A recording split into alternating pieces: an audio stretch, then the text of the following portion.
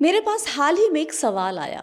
मैं रिटायर हो चुका हूँ, मेरे पास 1 करोड़ रुपए हैं और मुझे हर महीने चाहिए 40,000।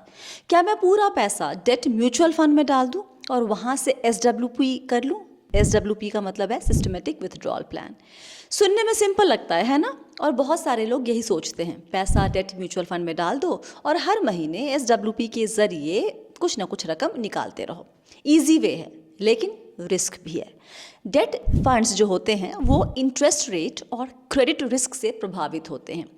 अगर अचानक NAV गिरा, जैसा कि फ्रैंकलिन एपिसोड में हुआ था, तो कॉर्पस पर सीधा असर पड़ेगा। और सबसे बड़ी बात, इक्विटी का ग्रोथ एलिमेंट इसमें नहीं है। मतलब इन्फ्लेशन एडजस्ट करने पर आपका कॉर्पस शायद पूरे रिटायरमेंट तक आपका साथ ना दे। तो फिर सवाल उठता है कि और तरीका क्या है? बताएंगे आज की वीडियो में, इसलिए एंड तक देखिएगा। यहाँ पर आ रही है आपकी रेस्क्यू के लिए बकेट स्ट्रैटेजी। आसान भाषा में बकेट स्ट्रैटेजी का मतलब है अपनी रिटायरमेंट की पूरी रकम को 2 या 3 हिस्सों में बांटना और हर हिस्से को अलग अलग इन्वेस्टमेंट बकेट में डालना आपकी ज़रूरत के हिसाब से। हर बकेट का अपना रिस्क लेवल होता है, अलग टाइम होराइजन होता है और अलग तरीके से ये काम करता है। इससे फ़ायदा ये होता है कि आपके पास नियमित खर्च पूरे करने और इमरजेंसी जैसी ज़रूरतों के लिए लगातार कैश फ्लो बना रहता है और आपका कॉर्पस जल्दी ख़त्म नहीं होता, क्योंकि एक बकेट पैसे को ग्रो करवाने के लिए इस्तेमाल होता है। बकेट स्ट्रैटेजी की शुरुआत 1980s में मशहूर फाइनेंशियल प्लानिंग एक्सपर्ट हैरोल्ड इवेंस्की ने की थी। वैसे तो हर इंसान की रिस्क लेने की क्षमता, एपेटाइट और ज़रूरतें अलग होती है, लेकिन सबसे ज़्यादा अपनाई जाने वाली टेक्निक है 3 बकेट स्ट्रैटेजी। पहला है शॉर्ट टर्म बकेट, तुरंत और नज़दीकी ज़रूरतों के लिए, शॉर्ट टर्म नीड्स के लिए। Medium term bucket, medium tenure की ज़रूरतों के लिए। और तीसरा है लॉन्ग टर्म बकेट, लंबे समय के ग्रोथ और फ्यूचर सिक्योरिटी के लिए। लेकिन लोग अपनी ज़रूरत के हिसाब से 2 या 4 बकेट भी बना लेते हैं। और इस सवाल के जवाब में, जो हमने शुरुआत में कहा था सवाल, उसके जवाब में हम ले रहे हैं 2 बकेट, मतलब हम 2 बकेट स्ट्रैटेजी फॉलो करेंगे।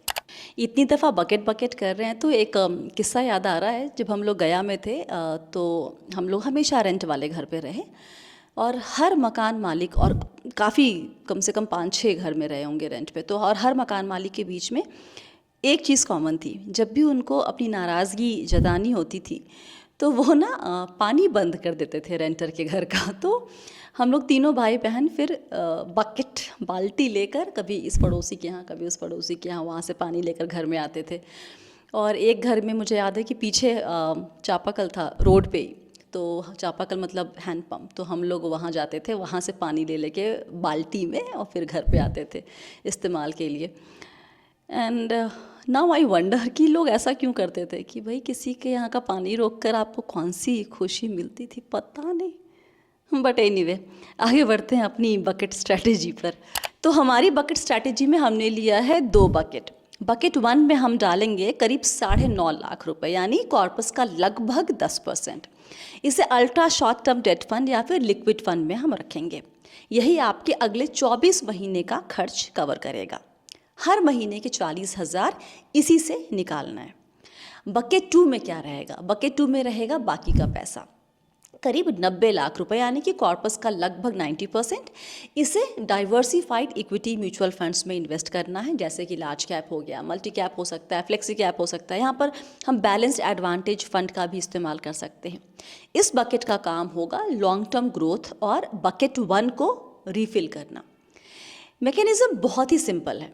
12 महीने बाद बकेट 1 का बैलेंस लगभग आधा रह जाएगा, करीब 4.5 या 5 लाख रुपए। उस समय आप बकेट 2 से उतना पैसा निकालकर बकेट 1 को फिर से रीफिल कर दीजिए। इससे आपके पास हमेशा 2 साल का खर्चा रेडी रहेगा और बाकी पैसा इक्विटी में क्या करता है? इक्विटी में कंपाउंडिंग करता रहेगा। आप इसमें वेरिएशन भी कर सकते हैं। आप चाहे तो 3-4 साल के खर्च का पैसा डेट फंड में रखें और बाकी इक्विटी में, और रिफिल की टाइमिंग आप अपने हिसाब से तय कर सकते हैं। जब मार्केट में बुल रन हो तो मुनाफे में से कुछ पैसा निकालकर बकेट 1 को रिफिल कर दें। कुछ लोग 3 बकेट स्ट्रैटेजी भी फॉलो करते हैं। अगर उसके बारे में आपको जानना है तो कमेंट में आप यस लिखेंगे। कुछ और भी सवाल होगा तो आप मुझे कमेंट करेंगे, व्हाट्सएप करेंगे या फिर आप मुझे ईमेल करेंगे। फ़िलहाल के लिए यहाँ पर इतना ही। लेकिन एक बात और जानने के पहले, रिटायरमेंट के बाद इक्विटी का साथ पूरे तरह से छोड़ देना आपके लिए मुश्किल हालात पैदा कर सकते हैं। तो पोस्ट रिटायरमेंट भी इक्विटी का साथ आपके लिए बहुत ज़रूरी है, इस बात को आप मत भूलिए। अब ज़माना बदल चुका है, वक्त बदल चुका है। जो पहले का की ये सोच थी कि भाई रिटायरमेंट के बाद एकदम सेफ प्ले करना है, हम बहुत रिस्क नहीं लेंगे, सही है, बहुत रिस्क लेने की ज़रूरत नहीं है।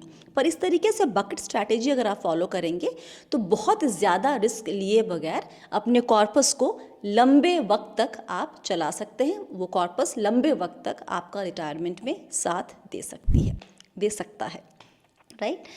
तो फिलहाल के लिए अब यहाँ पर इतना ही। डाउट वगैरह जो मैंने कहा है वो सब आप कमेंट कर सकते हैं, ईमेल कर सकते हैं, व्हाट्सएप कर सकते हैं। सारी डिटेल्स आपकी स्क्रीन पर हैं, वो आपको डिस्क्रिप्शन बॉक्स पे भी मिल जाएगी। वक्त देने के लिए बहुत बहुत शुक्रिया और आप सभी को बहुत सारा प्यार और दुलार। याद रखिए आप हैं मेरे यानी स्वाति के साथ और हम सब हैं बहुत ही सावधानी और समझदारी के साथ अमीर बनने के सफ़र पर। Stay blessed, healthy and be wealthy.